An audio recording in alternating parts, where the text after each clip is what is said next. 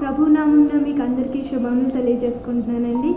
మనమందరం కూడా తల్లి గర్భం నుండి వచ్చినప్పుడు మనకి ఏ అమ్మ ఎవరు, నాన్న ఎవరు, బంధువులు ఎవరు, ప్రతిదీ ఎవరైనా చెప్తేనే మనకు తెలుస్తుంది. మనం ఏ స్కూల్లో చదువుతున్నాము, ఏ టీచర్ ఎవరు మనకి, లేదంటే మనం ఉద్యోగానికి వెళ్ళినప్పుడు మన బాస్ ఎవరు, లేదంటే మనం వ్యవసాయం చేసినప్పుడు ఆ పని ఎలా చేయాలి, ప్రతిదీ మనకి ఒక మాదిరి ఎవరైనా చూపిస్తేనే మనకు తెలుస్తుందండి. అదేవిధంగా బైబిల్లో మనకి ప్రభువు ప్రార్థన అనేది మనకి ఒక మాదిరికరంగా, మనం ప్రార్థన ఏ విధంగా మాదిరికరంగా చేయాలో అది నేర్పిస్తుంది.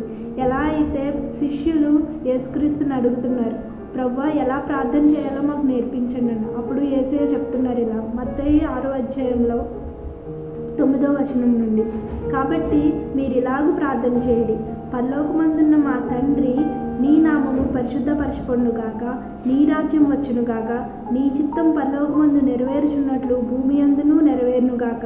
మా అనుదినాహారము నేడు మాకు దయచేయము, మా రుణస్థులను మేము క్షమించి ఉన్న ప్రకారము మా రుణములను క్షమించుము, మమ్మను శోధనలోనికి తేక దుష్టుని నుండి మమ్మను తప్పించుము.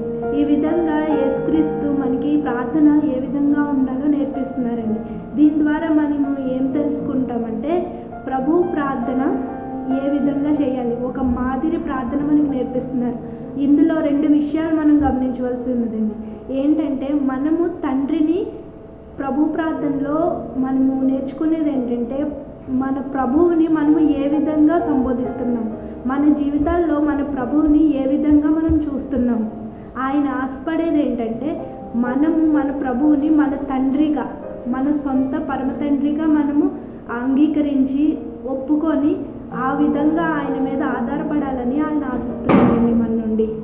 ఎలా అయితే యేసుక్రీస్తు ఈ భూమి మీద ఉన్నప్పుడు యేసుక్రీస్తు తండ్రి అని ప్రార్థన చేసేవారు, తండ్రి అని మాట్లాడేవారు. అదేవిధంగా ఆ మాదిరి మనలో కూడా ఉండాలని ఆయన ఆశిస్తూ మనకి ప్రార్థన నేర్పించి వెళ్ళారండి. ఏంటా ప్రార్థన అంటే, ఫస్ట్ ఇది మనం భాగాలుగా చూస్తే, తండ్రి మీద ఫస్ట్ భాగం చూసినట్టయితే తండ్రి మీద ఆధారపడడం, తండ్రిని ప్రశంసించడం, తండ్రి చిత్తాన్ని మనం ఒప్పుకోవడం. ఆ తర్వాత భాగం చూసినట్లయితే తండ్రి మీద ఆధారపడడం. ఏంటంటే, మన అవసరతలన్నిటి గురించి కూడా తండ్రి మీద ఆధారపడడం ప్రభు ప్రార్థన నేర్పిస్తుందండి. మనము తండ్రిని అంటే మన ప్రాధాన్యతలను మర్చిపోతామండి. మన జీవితంలో మనకి ఏది ప్రాధాన్యత మొదటగా ఇవ్వాలనేది ఒక్కొక్కసారి మనం మర్చిపోతాం.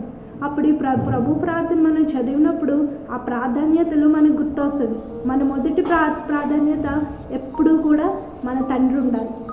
ఏముండాలి? మన తండ్రిని ప్రశంసించేదిగా ఉండాలి. అందుకే స్టార్టింగ్ మొదటి భాగంలోనే ఉందండి, పరలోకమందున్న మా తండ్రి, నీ నామం పరిశుద్ధపరచబడునుగాక, నీ చిత్తము కలుగునుగాక. అంటే మనం ఏమంటున్నామంటే, విశ్వసిస్తున్నాం, ఆయన్ని విశ్వసిస్తున్నాం, ఆయన ఇక్కడికి వస్తారని విశ్వసిస్తున్నాము, ఆయన్ని మనం ప్రశంసిస్తున్నాము, ఆయన చిత్తాన్ని అంగీకరిస్తున్నాం మన జీవితాల్లో.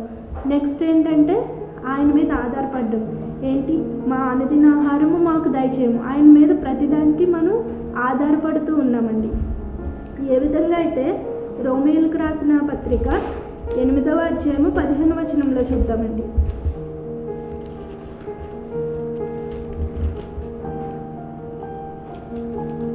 రోమీయులకు రాసిన పత్రిక 8వ అధ్యాయము 15వ వచనము, ఎలయనగా మరలా భయపడుటకు మీరు దాస్యపు ఆత్మను పొందలేదు కానీ దత్తపుత్రాత్మను పొందితిరి. ఆత్మ కలిగిన వారవై మనము అబ్బా తండ్రి అని మొరపెట్టుచున్నాము.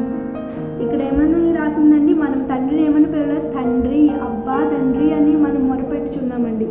ఏమని మొరపెట్టాలంటే, తల్లి దగ్గరికి వెళ్ళినప్పుడు తల్లి అని మనం అంటాము, టీచర్ దగ్గరికి వెళ్ళినప్పుడు టీచర్ అంటాము, సార్ దగ్గరికి వెళ్ళినప్పుడు సార్ అంటాము, ఎవరినైనా సంబోధిస్తాం. కానీ తండ్రిని తండ్రి అనగలిగే ఒక పదం ఉంది అంటే, ఒక పరమ తండ్రి అంటూ మనకు ఉన్నారు, మన కష్టాల నుండి మనల్ని విడిపించేవారు ఉన్నారు, మనం ప్రార్థిస్తే మన ప్రార్థన అంగీకరించేవారు ఉన్నారు అంటే అది మన పరమ తండ్రేనండి.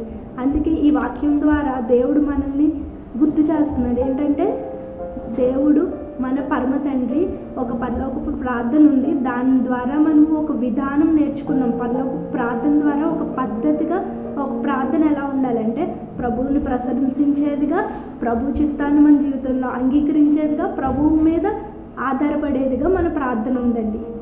దేవుని ఈ చిన్న వాక్యం దీవించును గాక. ఆమేన్.